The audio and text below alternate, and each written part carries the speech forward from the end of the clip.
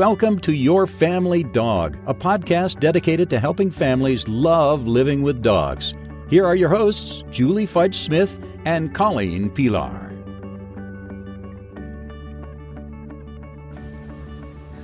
Hi, welcome back to Your Family Dog. I'm Colleen Pelar, and I'm here as always with Julie Fudge Smith. And once again, we've invited one of our favorite guests, Jennifer Shyrock, to join us today to talk about supervision.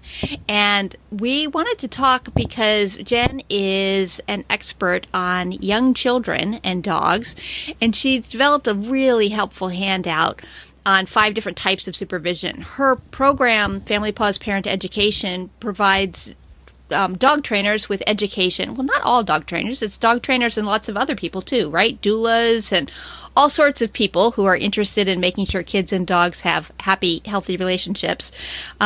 Jen's program helps teach these people. So there are more than 150 educators all over the world, and hopefully in a place very near you. So we invited Jen to come on and talk about what supervision is and what it is not. So welcome, Jen. Thank you. Good to be here. Okay, so Jen, this is a really wonderful graphic, the 5 types of supervision. And it's really about, most of the pictures have to do with babies and small children. But I got to tell you, I use this graphic with a whole lot of people. Because sometimes it's not just whether or not we're trying to keep a child and a dog well supervised, or baby and a dog. It's just, sometimes it's about how to effectively supervise your dog to keep it comfortable no matter who's around. And so I find it to be just a really terrific tool. And I actually got to use it in my own family. We'd had a difficulty with one of our dogs had bitten my grandchild. And the grandchildren live with us. So my husband was downstairs in the kitchen with the dog when I left for my workout. And he was the only one there. Okay. So when I get back from my workout, he's working diligently. This man has a power of concentration of like no one I've ever seen. Okay. He can actually carry on a conversation with you, not remember it later because he's so powerfully. Anyway, so he's got this power of concentration going on, the laser beam focus. So he's sitting at one end of the table. At the other end of the table in a booster seat is my 2-year-old grandson. Not the one who was bitten, but one of the grandsons. My daughter's at the counter with her back to the whole thing, making toast.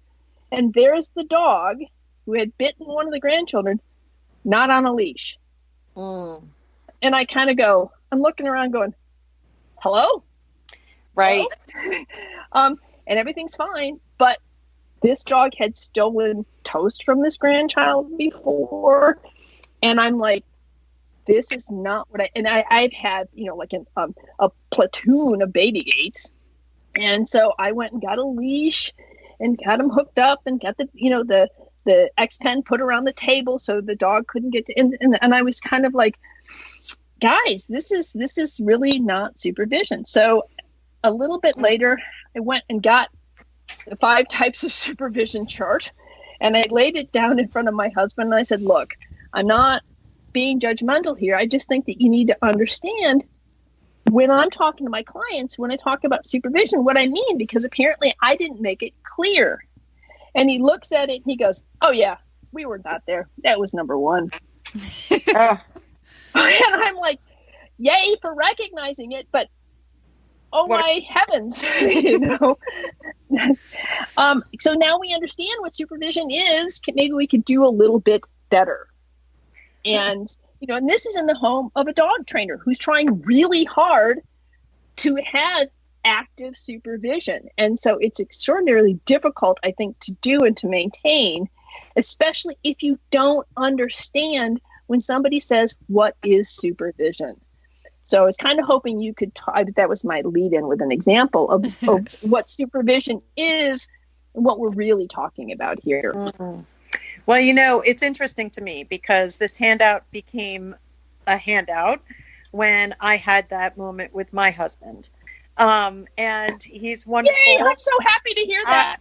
Yes. Well, and my daughter was about 6 months old and my husband was downstairs and he was, I went up to get a shower. And so I'm relaxing, getting my shower, come downstairs to see my daughter's on the floor and my husband's on his laptop. And my shepherd was laying in the corner of the room. And I said, let me take a breath and let me, figure out what I'm feeling here and why this is not okay. And we had to have a discussion. And that's where passive supervision came into play because, he's not alone and these situations happen. They do happen. But the more aware we can be about them, the better. So when we say supervise, which is what every dog professional will say when putting children and dogs together, we need to break it down. What does that mean? It doesn't mean you're just physically there. It means I would say you're dog aware, meaning you even understand what a dog's body language looks like. But we have to be physically, mentally, both eyes there or physically in between. So what I told my husband was, if you're going to be answering emails, then we need to have a barrier. We need to proactively put something in the way so that we don't reactively respond. So the 5 types are active, passive, reactive, proactive, and then awake, adult, active supervision. So, or absent. Absent was the first one. Absent. Right. Passive, I was thinking that actually active. My husband wasn't. Yeah, he wasn't absent. He was number 2, which was passive. Everybody was in the room, but nobody was paying attention. Mm-hmm. That's right. And that's what happens. We're guilty of it. I am too. We're all too. So if we think about crates, gates, and use success stations, use some of the management tools, if we're going to be passively supervising, if it's, we just have to think ahead. Because if we act in a reactive way, if our baby is allowed to get so close to the dog that we're going, no, and we're going over and grabbing them and moving them away, now we're convincing our dog possibly that the child coming near them is a bad thing and is a scary thing and makes mom lose her mind. Right. We want to try to prevent those situations from happening. We want to know what's going on and be actively supervising. Right. And I think that the ideally is that we're active, is that we don't have electronics in the room with us, that we're actually focused on child and dog.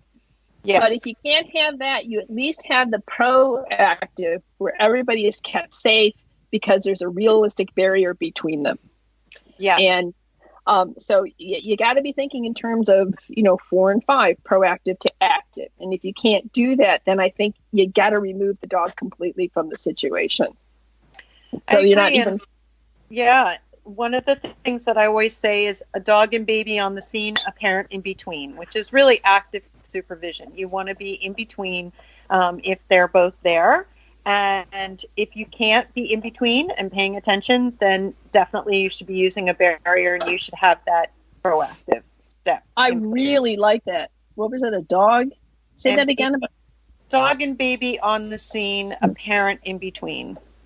Perfect. Jen has a gift for coming up with a catchy phrase that can stick in your mind. It's so interesting how she does that.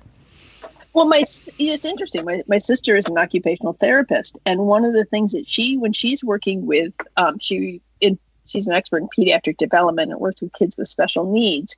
And when she's talking about trying to introduce how to have siblings play together, especially a sibling who doesn't have a problem with a sibling who does have a problem, she's always talking about, I need a parent in between to be able to regulate toys, to be able to regulate interactions, to be able to regulate all kinds of things and keep it short and sweet. Mm-hmm. Yep. So we start out by the parent being there to actively regulate the play so that the kids learn how to act and how to play with one another. And then the parent, as things can go on, the parent can begin to absent themselves a little bit more. But it's the same kind of thing. Love it. So whether you've got 2 kids who are learning to play with one another, or you've got a dog and a kid together, you need to have active parental intervention in order to make it successful for everybody. Mm-hmm. Totally. So I think it would be helpful if Jen did this all very quickly, and if we could go through these 5 stages again and just sort of have a ping pong moment where we would each shoot out an example of what that might look like.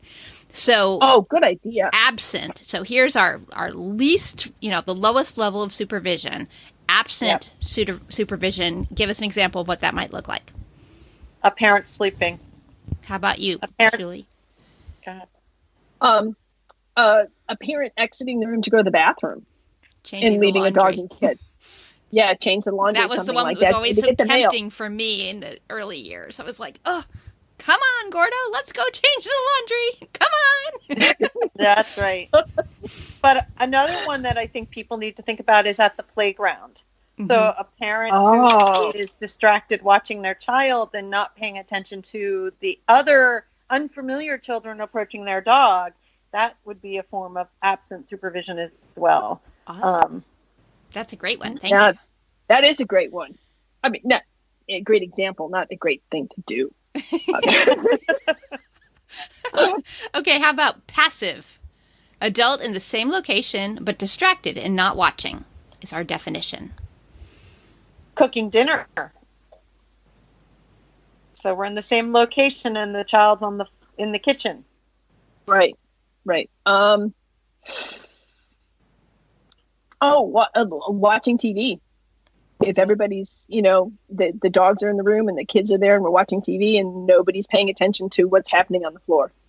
Answering texts, getting sucked into your phone.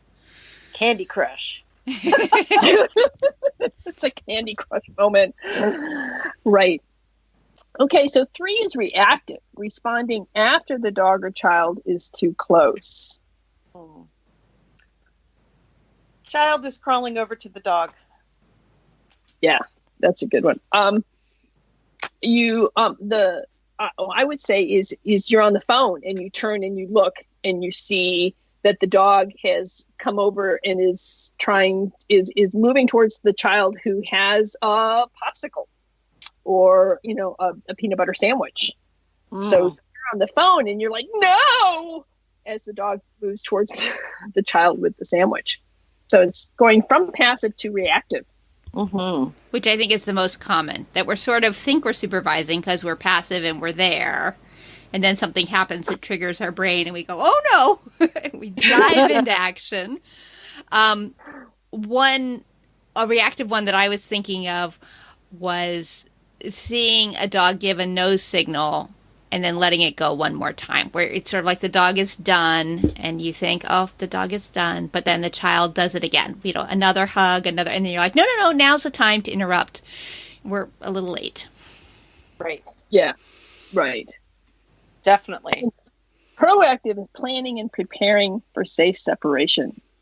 I love to have a gate in between as the divider and the dog on one side and child on the other. Right.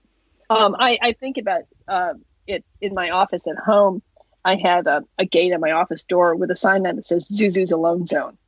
So when Zuzu is in my office and that gate is closed, I can be distracted. I can be working at my desk because the gate is there and the kids have to ask, can I come in?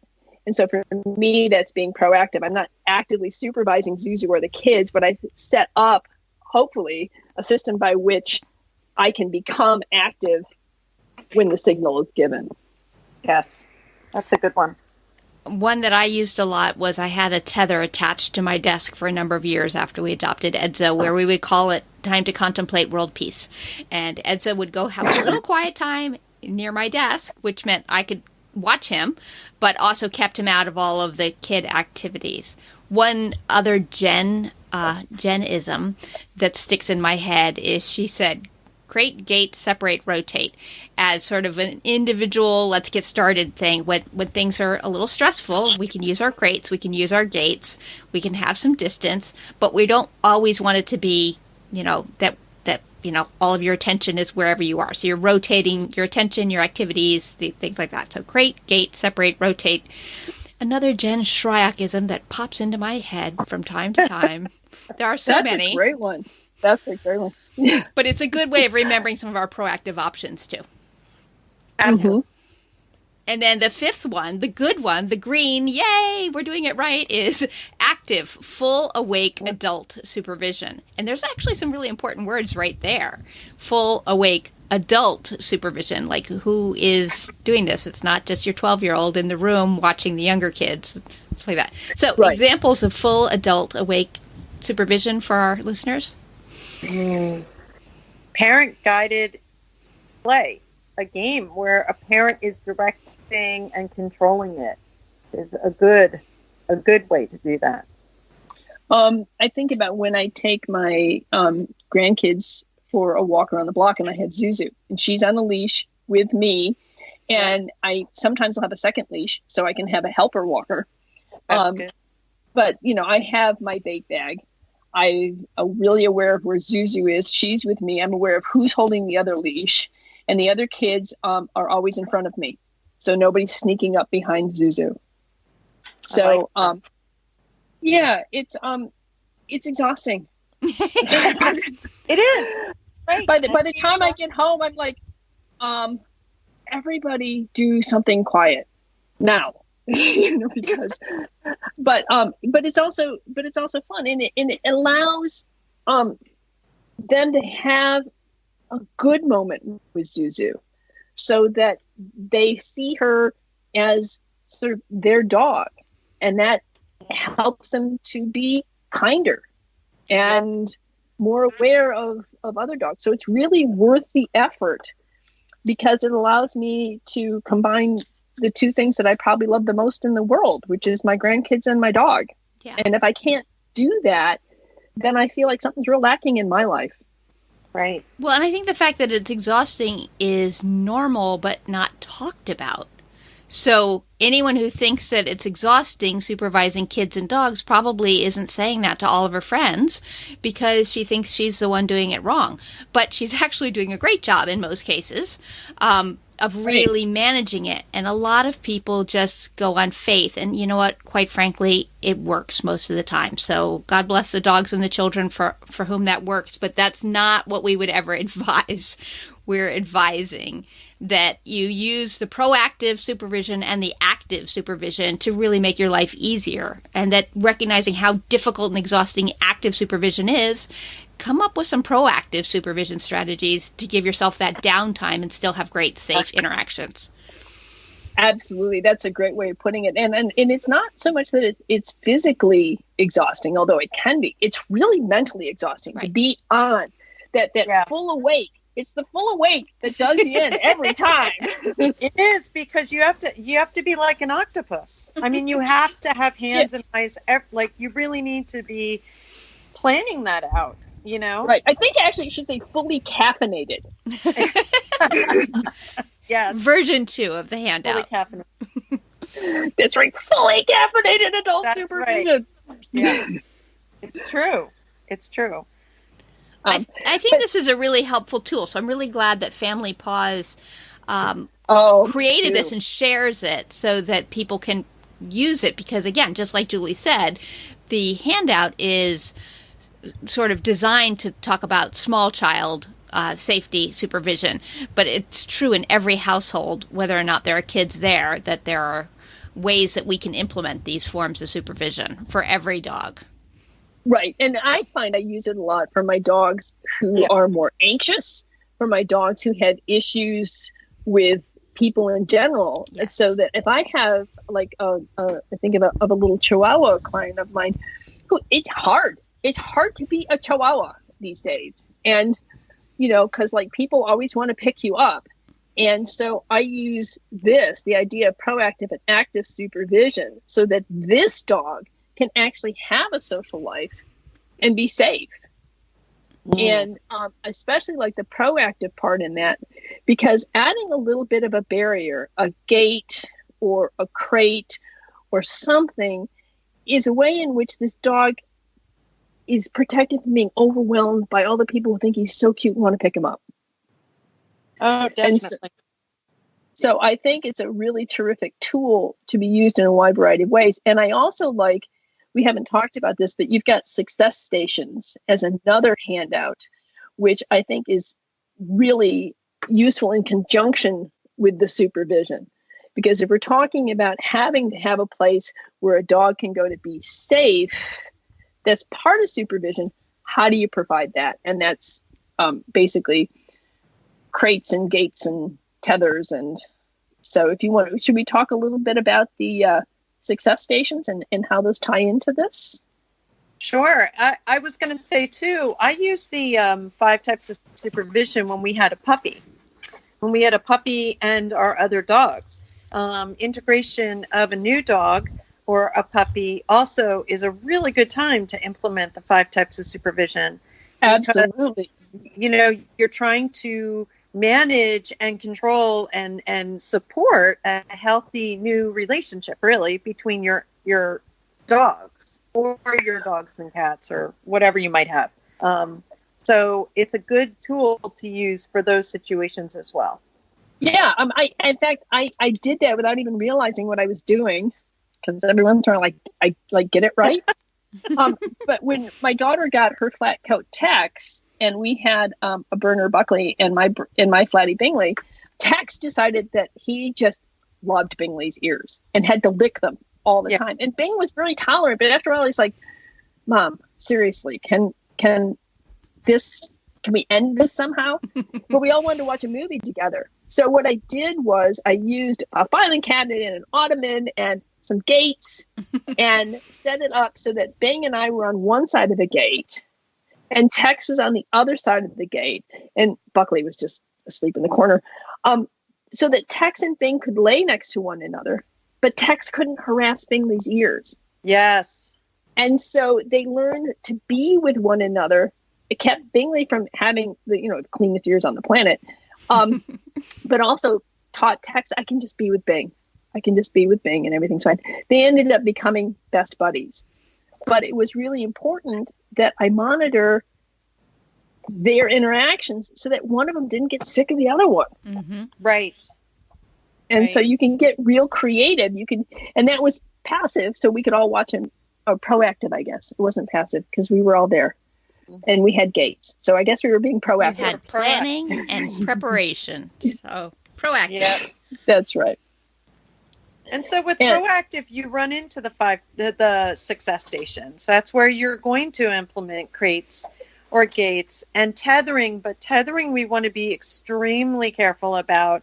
Tethering is only available when a child or people are not going to have access to the dog. Yes. We don't want the dog, we want tethering to be done safely. We might use those tethering in the first 3 months when a baby's not crawling, but the second a baby can move, we're not going to be using a tether. And that's really important that people know that that's one of those management tools we might use with newborns, but we would not continue using once a baby's mobile. Yes. Right. And we also wouldn't use a tether with any dog that has sort of panicky moments because they can kind of fling themselves against it in dangerous ways. Exactly. Yes. Yeah. Very true. That's right. So is there anything else that you would want to mention about supervision that we haven't covered here that somebody might want to think about when they're planning about supervising their kids and dogs? I guess for me, the biggest, the one that I do want to mention again is if you're taking medication or you're having a couple of adult beverages, things like that, there are things to consider as far as supervision. And it's something that, can lead to a lack of supervision or distraction. So those kinds of things. People fall asleep or doze off or take a nap, and the dog and child, are not having that awake adult supervision. So those kinds of things. I think about this when a new mom is coming home and has medication prescribed and all that stuff and might doze off. Mm-hmm. So those are things that I really do emphasize because that can become an unsafe situation very quickly, especially when we're exhausted parents. Yes. So it's something that can happen really easily. That's a really good point. Really good point. So, All right. Well, thank you so much, because I think that was I liked, Colleen, your idea of each of us giving an example so that people are really clear about what it is we're talking about. We will certainly put this on the website and access links to both that and to the Success Station so that people can quickly draw those up. And if you wanted a trainer who has been trained through the Family Paws method to come and look at your home to make some suggestions for types of supervision strategies you might be able to use there. The Family Paws website does sort by state and country because it's not just in the U.S., right? So we can put a link to that as well. Yes. So that all that will be in the show notes. All right. Well, thanks, Jen. It was so fun. Your frequent flyer miles will be applied for your many visits to your family dog. Oh, well, thank you, guys. Always fun. Thanks for listening to Your Family Dog. Got questions? Interesting ideas? Colleen and Julie would love to hear them. Call 614-349-1661 or visit www.yourfamilydogpodcast.com to share your thoughts.